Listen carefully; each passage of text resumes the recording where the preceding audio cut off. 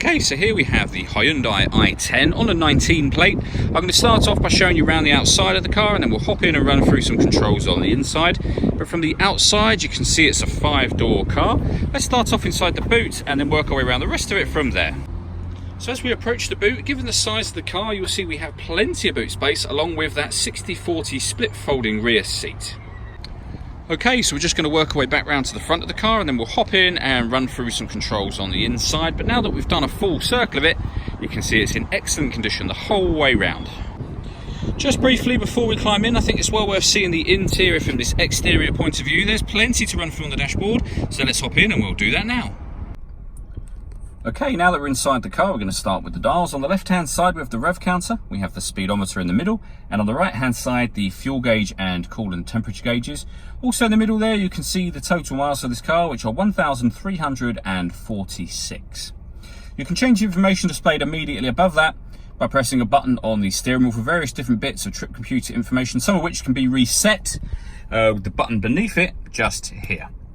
Also over on that side, we have cruise control. And then on the left-hand side, we have the stereo controls just here and the ability to answer and end phone calls. That is, of course, once you paired up your phone, and that is done over on the central screen area just here. Hit the phone button and then use the numbers. Hit the phone button, use the numbers at the bottom to do what you want to do up here. So if we were going to add new, we'd press number 2. We're going to cancel, so we'll press number 1. When it comes to music, firstly, with regards to the radio, you can see we have FM, AM and DAB radio. If you want to listen to your own music, you'd hit the media button. Nothing is connected at the moment, but we do have USB input and auxiliary input. So overall, there are plenty of ways to listen to your music in this car. Working our way down, we have the air conditioning. So temperature is adjustable with this dial. Fan speed on this one. Direction of the air. You can decide whether you're bringing in fresh air from outside or recirculating the air that's in the car. Recirculating it is a great way of heating it up or cooling it down quickly depending on the temperature you set. When you're happy with those settings, that button turns the air conditioning on. You can see the blue lights just come on there, or obviously hit it again to turn it off. Underneath that section there, we have a 12-volt charging socket, so you can charge your phone or satellite navigation, for example. And then we have the auxiliary and USB inputs that I mentioned previously.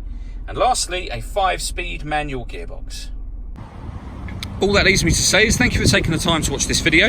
If you'd like to come and see the car in person and have a test drive, please feel free to call any of our MJA sites. We'd love to hear from you soon.